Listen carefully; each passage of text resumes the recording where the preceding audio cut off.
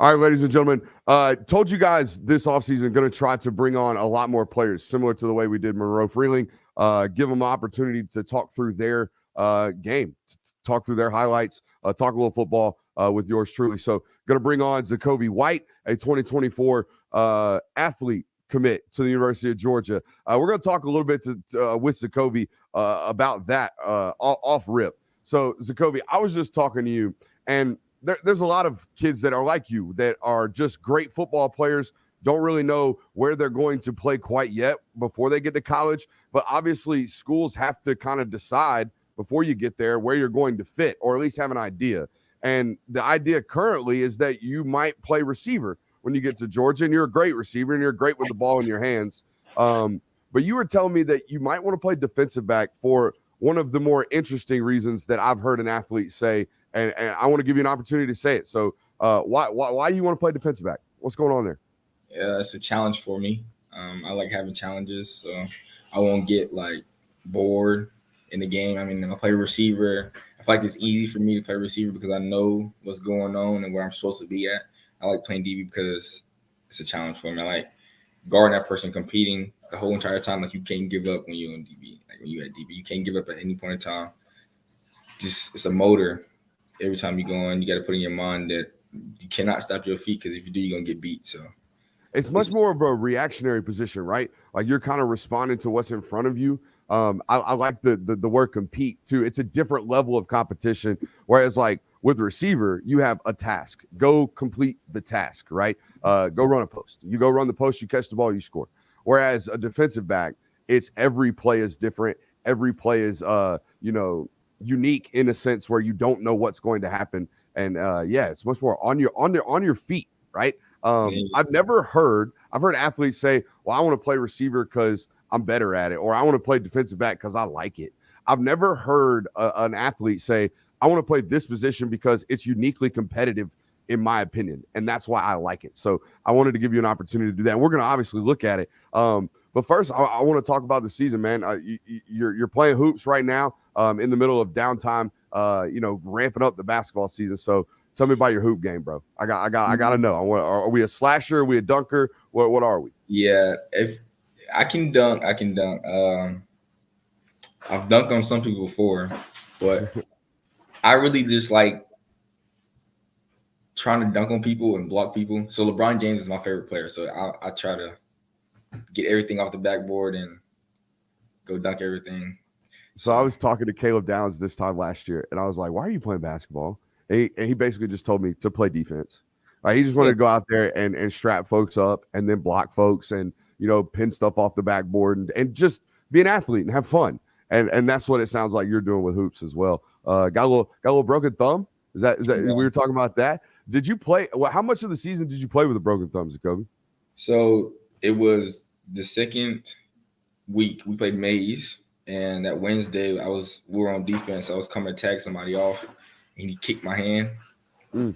And we were supposed to play Friday. It was Wednesday, and I was like, it was bad, but I was just like, I mean, I have to play, and there's no way I cannot play this game. So So I this played basketball through. Actually, I've been playing basketball with this hand, and didn't know. Parents made me go get a X-ray, and found out it was broke. So it's your left hand, isn't it? You're left-handed, aren't you? yeah, it is. So you It's like shoot with both. a broken thumb? Do a little I can Kobe use both. Bryant. I can use Yeah, both. yeah. Yeah. Oh, well, ambidextrous. Okay, a little amphibian. Let's watch some tape, dude. We got a saying right here. Shut up. We'll grind the tape. All right. I had to go kind of make this. I only clipped your offensive clips, so we're gonna go back and watch defensive stuff like we promised. I love your ability. I call these guys yak monsters, right? Guys that can take the ball in their hand and create something after the catch. This is obviously a kick return, but this is a primary example of this. Just your suddenness, okay? Like your ability to start and stop is always going to make people miss. And then your top end speed. I don't know. Do you run? You don't run track, do you, Zacoby? Do you? I don't. No, I always see you in 7-on-7, and like I've seen you in 7-on-7, and you have a real springiness about you. But the top end speed, I don't know, but I don't really need it because you can start and stop like this. What is your 40 time? I would say it's like a 4.48 maybe. Yeah, it is. You got it right on the dot. 4.48. Right on the dot. Yeah. But I think you're much faster 0 to 20 yards than you are 20 to 40. Does that make sense? Mm-hmm. And it's kind of on display here, right? Like when we go from starting to from stop to start, you're 1% elite of elite. And then the top end speed, I would say you're 95th percentile. Okay. We're not like if I were to line you up in the 100-meter, you're probably a better 60-meter guy than a 100-meter guy. And this is the springiness that we see, right? Your ability to rapidly accelerate into the air, right? Your ability to rapidly jump is elite. Hey, buddy, can you close the door? Thank you. My son's trying to come into the office here. Here we go. You're down on the bottom. How comfortable are we at our route running ability at this point in our development? I'm comfortable, but because I know where I'm supposed to be, and I can just based off playing with those guys, Caleb Downs, me being on that 7-on-7 team, it really helped me. You know, they're top players in the country, and it really helped me with the timing, just practicing against some guys, knowing like me going against Caleb, I have to be there faster than him because he's really, really fast and physical. So I got to get there. I got to find a way to get there faster than him and be more physical. So playing against Kay and Lee, Caleb, Mike, all of them, just being faster and more physical, it really helped me throughout. That's what helped me against Grayson. When during the Corky Kill 7-on-7, I had to be faster than them guys. Other than that, it's just having an IQ for where the ball is going to be and where the soft spot in the defense is. So that is one thing I notice about you when you run routes, dude. You have a really keen ability to gear down, right? Mm-hmm. Like a lot of guys that are as fast as you are, they'll run through the zones. They'll just sprint right through the zones. Particularly, I mean, Brody, I see Brody a lot in this. This is a young quarterback, right? We want to be as big and as present in whatever holes in the zones that we can possibly be in. And like this clip right here, when you're running this dig, at no point do you look like you're sprinting through the dig. Like it looks like it's ran consistently with great pace. Now, as soon as you catch the ball, we're gas. Like we're footing the gas, we're going, right? But I love that we are running this with some thought process. Okay. This is what we talked about throughout the season, giving him time knowing he's young. So us being able to get to the right depth. It took us a while. Coaches talked to us about, the receiving core talked to us about being at the right depth in the route so we can give him time to get back there. Let me explain this to the audience because Sacovie, I know you know what you're talking about. These folks don't. You're a break at 13 round to 15 dig. Is that what you're running right here? Mm-hmm. Or is it to 10? I think it's 13 to 15. Yeah. 13 to 15. Okay, so guys, he is literally going to hit, like his hips are going to sink right here, starting at about the 17-yard line, right? And then he's going to round this dig, and by the time the ball gets to the actual point where he's supposed to catch it, his heels are going to be right at 15. Okay, so when it's not a broken off dig, it's a rounded dig, right? Boom. Sink, and that, I mean, it's precision, bro. It's as perfect as a dig as you can get, and then you catch right at 15. Okay, so that's what he's talking about, audience, when he's saying it took a little while to hey, we gotta really run these routes with precision. We have to be where he's expecting us to be. Correct, Sacovie? Yes, sir. I put this one on here because we see that top end speed.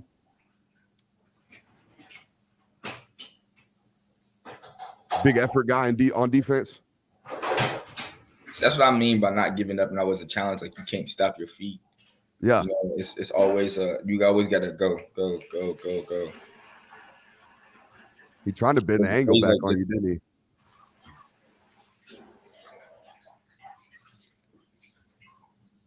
This is what I mean with the suddenness. Okay. You just caught this football. He's over here, audience. Okay. From this point to about right here, when you fall down, is absolute go-go juice.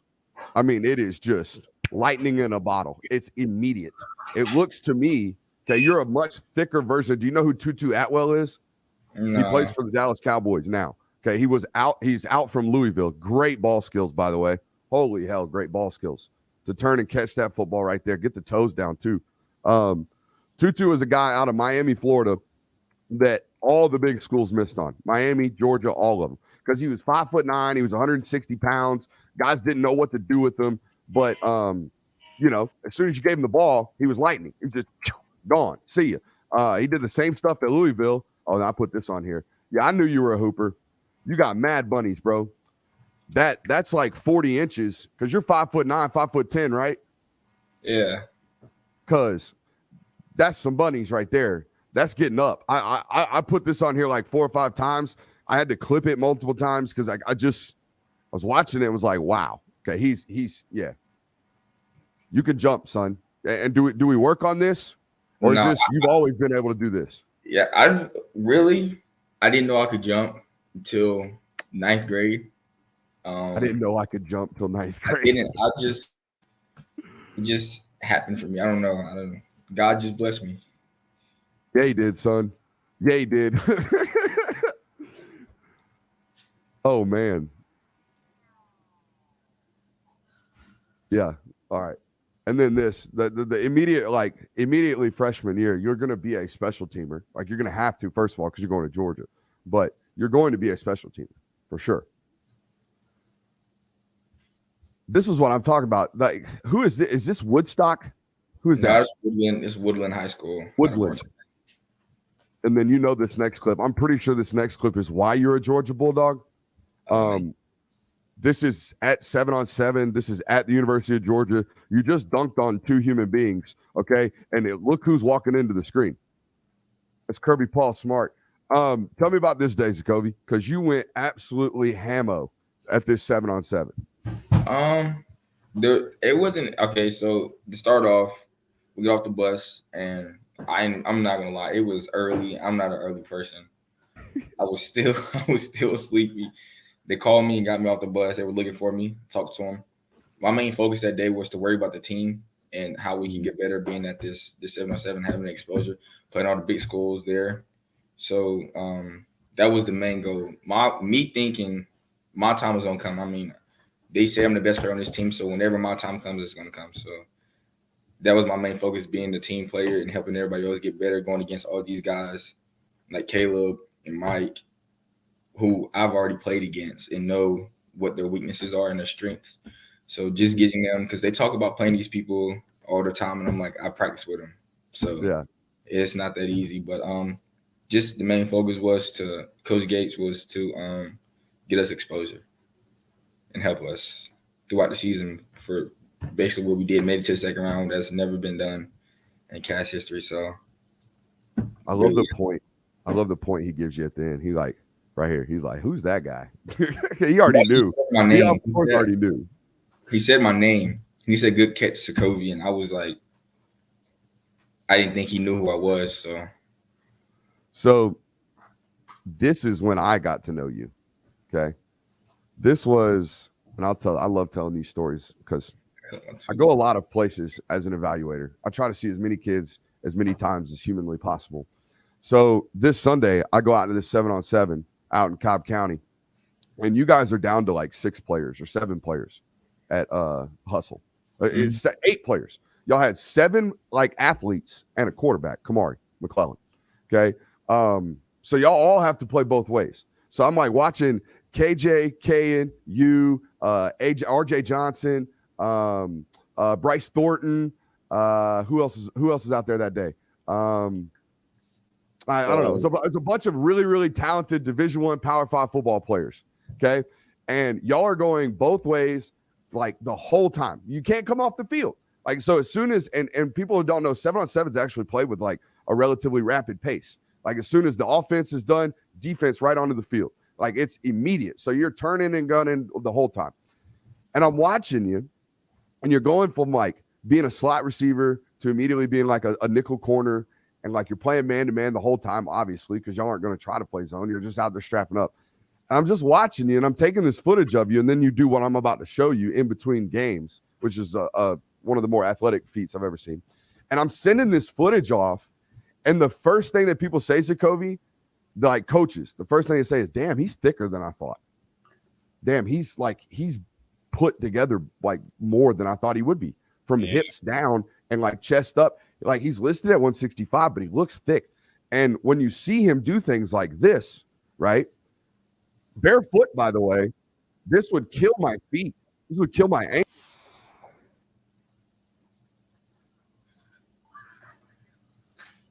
When you see stuff like this, okay, and when you see football footage like this, okay, where he just is making plays happen, immediately what you think, and I'm going to add it to the screen in a second, immediately what you think is, I just got to have that football player on my team. I don't care what he's going to play, just bring him. And this is what you're talking about where, bro, you rode the dig right here first, didn't you? Yeah, I came off my player to go get him. I don't know what the other Yeah. Okay. You look to me, you're in man. Okay, that guy goes, and you're reading quarterback's eyes, and you're seeing this come from underneath, aren't you? Mm-hmm. You're not supposed to be doing that, are you? Well, you're knew just it being was a football coming. player, aren't you? Yeah, I knew it was coming though. So me just being myself, having that football IQ. Yeah, when I say that, when I say you're not supposed to be doing that, I mean your rules are telling you you're not supposed to do that, but you're being an instinctual football player. You're allowed to do that. Don't get me wrong. I'm just saying, like, the rules say you're not supposed to. Yeah, one hand stickies. Again, I always end interviews with this. I've seen enough. We're good. Seen enough to say that guy should probably play at the University of Georgia. So congratulations on a great junior year. What are we looking forward to in terms of a senior year in the offseason right here? Getting better. That's progressing in our school history. So that's the main goal for us. Another spring with Tony Ballard, Hustling. Yes, sir. All right, we'll see you out there, brother. All right.